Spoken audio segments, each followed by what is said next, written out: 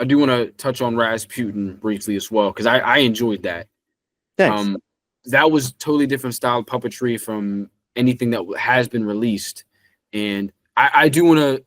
Yeah, there they are. They're right up there. Oh, that's nice. That's nice. I see young Josh. I see the pizza. Oh yeah. Yeah. That's nice.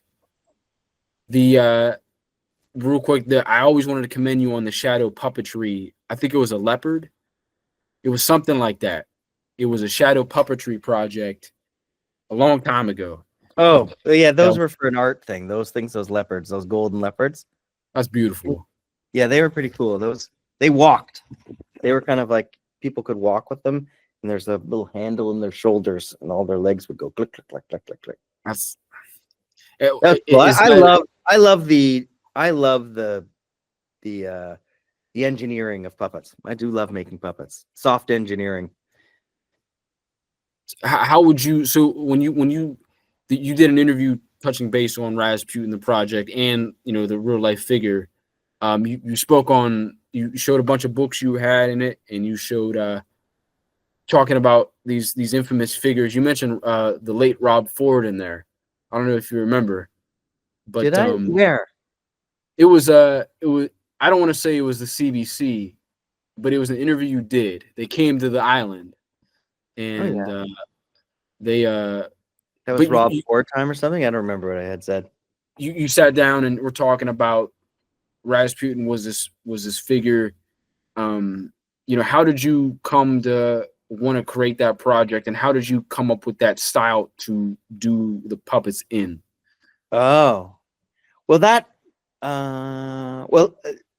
Rasputin was kind of interesting to me as much as that time in history was very fascinating. That's like 1919. Russia was not the last, but they had this giant kingdom, and it was a feudalist, a family. The Romanovs had been ruling for 300 years, and that came to an end right then and there.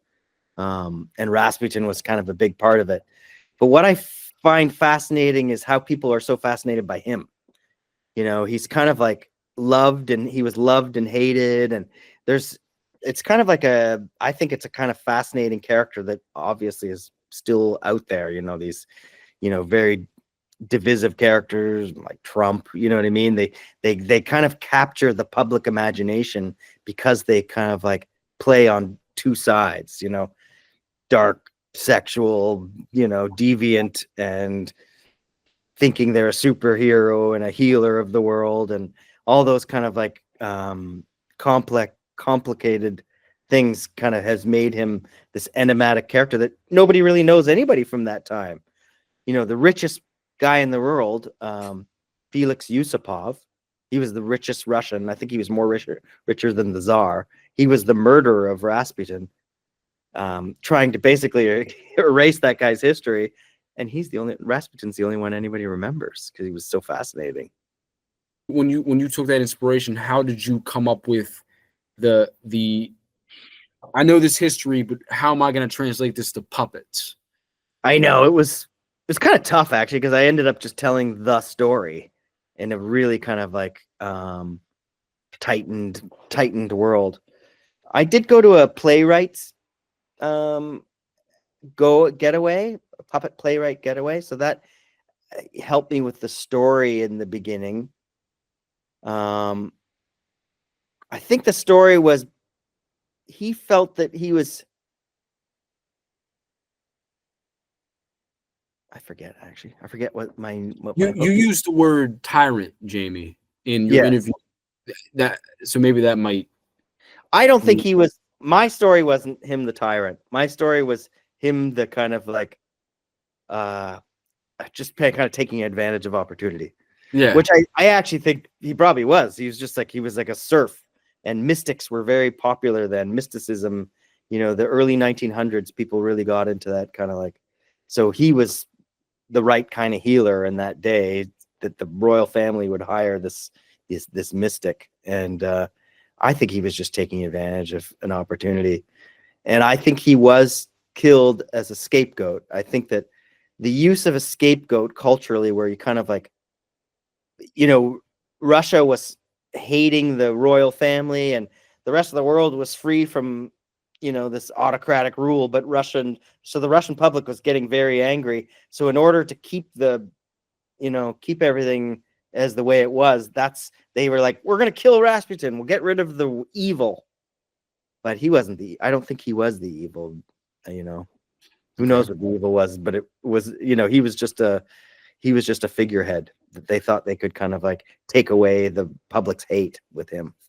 What is interesting about that time period is it was just all word of mouth and what you heard or what you saw. Yeah, so it's true. That definitely adds to the maybe the mysticism. Yeah, that might be the word I'm trying to. But the enigmatic atmosphere of it too. Yeah. So you kind of always had to go off of what you heard, and his appearance. He had the beard, he had the eye, like the eyes and stuff. Yeah. He definitely had a presence. Yeah, he had a presence, so everybody loved to talk about him.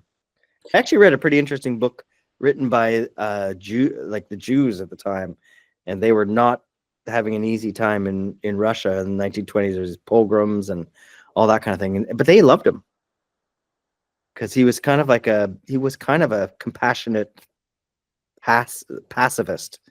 But they were getting involved in the war, and Russia they felt they didn't need to have a pacifist kind of trying to convince the Tsar not to be violent and aggressive.